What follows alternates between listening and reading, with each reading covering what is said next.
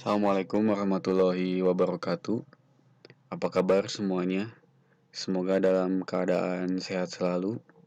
Semoga selalu dijauhkan dari segala wabah dan musibah. Nah, alhamdulillah hari ini kita akan kembali belajar bersama, terutama mempelajari tentang sejarah dunia. Nah, hari ini kita akan membahas tentang gerakan non-blok ya atau GNB. Nah, mangga disiapkan pikirannya untuk fokus, kemudian juga mungkin disiapkan buku catatannya. Kita akan membahas salah satu organisasi penting di dunia yang salah satu foundernya adalah presiden pertama kita yaitu Presiden Soekarno, dan gerakan non-blok ini masih ada sampai hari ini ya. Jadi hari ini kita akan membahas salah satu kontribusi Indonesia di dunia internasional. Salah satunya adalah sebagai founder gerakan non-blok atau GNB. Ya. Nah, yang pertama yang akan kita bahas adalah tentang sejarah gerakan non-blok. Pada tanggal 1 sampai 6 September 1961, diadakan konferensi tingkat tinggi atau KTT di Beograd, Yugoslavia, guna mewujudkan Dasar-Sila Bandung yang merupakan hasil dari Konferensi Asia Afrika di Bandung pada tahun 1955. Nah, Dasar-Sila Bandung secara konkret. Konferensi tersebut akhirnya mengeluarkan keputusan bersama untuk membentuk organisasi bernama Gerakan Non-Blok. Jadi gerakan non-blok ini adalah hasil dari kesepakatan di Konferensi Asia Afrika dan ingin mewujudkan yang namanya Dasar-Sila Bandung. Nah, itu ya. Jadi itu yang menjadi sejarah muncul dan lahirnya gerakan non-blok atau GNB. Pendiri GNB adalah yang pertama ada Presiden Yugoslavia yaitu Josip Broz Tito. Yang kedua adalah Presiden Indonesia Soekarno. Yang ketiga, Presiden Mesir Gamal Abdul Nasser. Yang keempat, Perdana Menteri India Pandit Jawaharlal Nehru. Dan utusan dari Ghana yaitu Kwame Nkrumah. Nah, ini adalah tokoh-tokoh founding dari gerakan non-blok. Jadi gerakan non-blok ini lahir setelah peristiwa Konferensi Asia Afrika yang dilaksanakan di Bandung pada tahun 1955. Nah, ini adalah foto-foto yang mengabadikan Konferensi Asia Afrika pada tahun 1955. Berlangsung pada tanggal 18 sampai 24 April 1955. Indonesia sangat bangga, terutama Kota Bandung, menjadi tuan rumah salah satu acara internasional mempertemukan negara-negara Asia dan Afrika, negara-negara berkembang, bahkan banyak sekali negara yang baru lahir ya setelah Perang Dunia II berakhir. Kemudian muncul negara-negara yang merdeka, salah satunya Indonesia. Kemudian 10 tahun dari tahun 1945, negara-negara Asia Afrika ini kemudian menggelar suatu acara Konferensi Asia Afrika di Bandung. Tujuannya selain mempersatukan kekuatan negara-negara Asia Afrika untuk melawan kelanjutan dari yang namanya imperialisme, kolonialisme negara-negara Eropa yang memang banyak menjajah ya.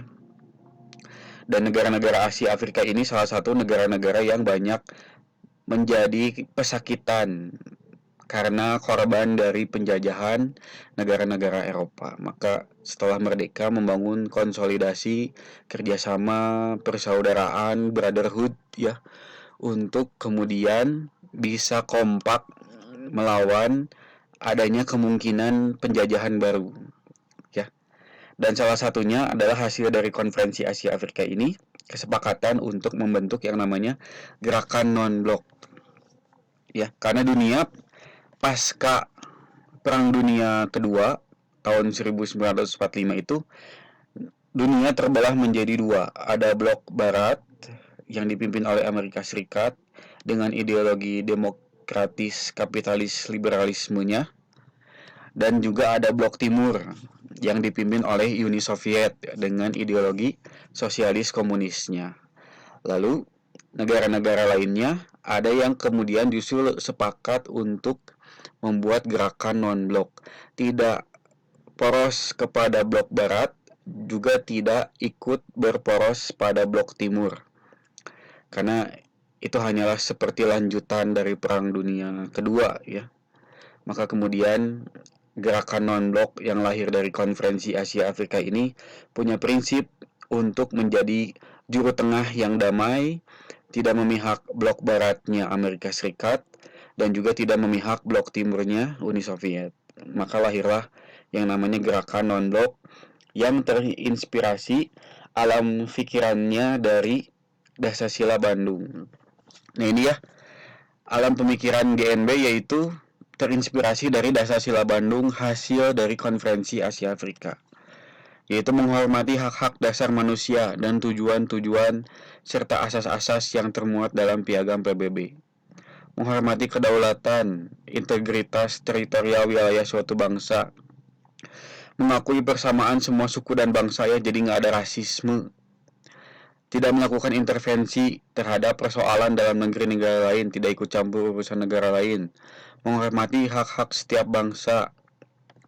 Lalu kemudian juga tidak menggunakan peraturan-peraturan dari pertahanan kolektif untuk bertindak bagi kepentingan khusus dari salah satu negara besar dan tidak melakukannya terhadap negara lain. Maksudnya, suatu negara punya peraturan tidak dipaksakan untuk dipatuhi oleh negara lain gitu ya, sederhananya.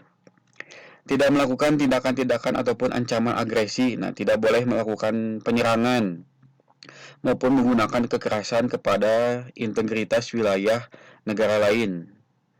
Menyelesaikan segala perselisihan internasional dengan perundingan, persetujuan, arbitrasi, penyelesaian masalah hukum, ataupun cara-cara damai lainnya sesuai dengan piagam PBB. Nah, nomor 8 ini gimana caranya menjadi rem supaya tidak ada lagi yang namanya perang dunia. Setelah masyarakat dunia itu terkena dampaknya ya dari Perang Dunia I, dari Perang Dunia II, maka salah satu isi Dasar-Sila Bandung adalah mencoba semua negara di dunia itu untuk menjadi rem. Kalau ada masalah, selesaikan dengan jalur hukum, tidak dengan jalan konflik atau perang. Yang 9, memajukan kepentingan bersama dan kerjasama. Yang ke-10, menghormati hukum dan kewajiban-kewajiban internasional. Ini adalah 10 poin utama yang menjadi alam pemikirannya dari gerakan non-blok ya, untuk menghormati teritorial negara lain, kalaupun ada konflik diselesaikan secara hukum, tidak melakukan penyerangan secara sepihak kepada negara lain, tidak menjajah ya, tidak memaksakan peraturan di negaranya kemudian harus diterapkan di negara lain, tidak. Jadi sangat menghormati, saling menghormati negara-negara di dunia ya. Ini yang menjadi poin utama Dasar-Sila Bandung, yang salah satunya menjadi alam pemikiran dari lahirnya gerakan non-blok. Nah, ini tokoh-tokoh penting, tokoh-tokoh pendiri gerakan non-blok.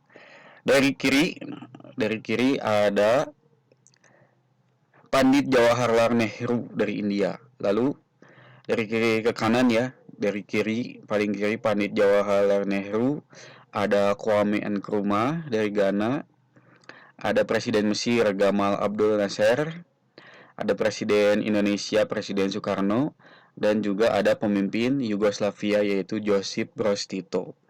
Inilah kelima orang tokoh di negaranya masing-masing yang menjadi founding pendiriannya gerakan non-blok. Ya, ini tokoh-tokoh utamanya dari gerakan non-blok yang hari ini masih ada dan eksis ya di dunia internasional. Apa saja tujuan GNB?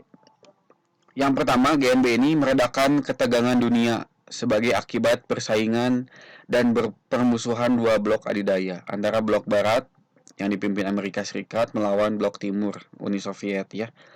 GNB akan merangkul negara-negara lainnya untuk tidak masuk ke blok barat maupun jangan masuk ke blok timur. Jadi blok netral yang damai, tidak tertarik untuk kemudian berkonflik. Yaitulah tujuan dari GNB ya, gerakan non-blok. Yang kedua, mengusahakan terciptanya suasana dunia yang aman dan damai, supaya tidak lagi ada korban manusia berjatuhan, tidak ada lagi yang harus mengungsi akibat perang, ya, tidak ada lagi penderitaan akibat perang saudara dan lain sebagainya. Maka tujuan GNB adalah ingin mewujudkan dunia yang aman dan damai. Yang ketiga, mengusahakan terwujudnya hubungan antar bangsa secara demokratis, ya, secara egaliter, secara setara. Yang keempat, menentang kolonialisme, politik apartheid. Politik apartheid itu politik yang bersumber pada rasisme kulit putih terhadap kulit hitam, ya. Itu yang terjadi di Afrika Selatan, yang salah satu yang viral atau yang terkenalnya ya. Nanti mungkin kita akan bahas pada video berikutnya tentang politik apartheid, politik yang rasisme ya, politik yang dimana orang kulit putih itu sangat bertindak seperti menjajah ya kepada orang kulit hitam. Yang kelima, memperjuangkan kebebasan dalam bidang ekonomi dan kerjasama atas dasar persamaan derajat. Yang keenam, meningkatkan solidaritas di antara negara-negara anggota gerakan non-blok. Ya, jadi solidaritas, persaudaraan, brotherhood, persatuan dan kesatuan antar anggota gerakan non-blok. Yang ketujuh, menggalang kerjasama antar negara berkembang dan negara maju menuju terciptanya tatanan ekonomi dunia baru. Jadi saling membantu negara yang sudah maju, membantu negara yang berkembang dari segi ekonominya, dari segi sumber daya alamnya, dari segi sumber daya manusianya ya, saling membantu. Jadi dalam gerakan atau gerakan non-blok ini ya, gimana caranya negara-negara yang berkembang ini, terutama negara-negara Asia Afrika, bisa solid bersatu untuk menuju kemajuan yang sama, ya, tanpa perang, tanpa konflik, tanpa harus menjajah, semuanya aman, damai, dan kemudian berkembang untuk menjadi negara yang maju. Nah, itu salah satu tujuan dari gerakan non-blok, ya. Ada 7 poin utama yang menjadi tujuan gerakan non-blok. Nah, gerakan non-blok ini biasa melakukan yang namanya KTT ya, konferensi tingkat tinggi. Kita lihat di kanan ini adalah lambang gerakan non-blok ya, atau bahasa Inggrisnya the non-alignment movement atau gerakan non-blok. Ya, ini simbol atau logo dari gerakan non-blok, dan juga ada catatan tabel negara tuan rumah KTT GNB ya, gerakan non-blok.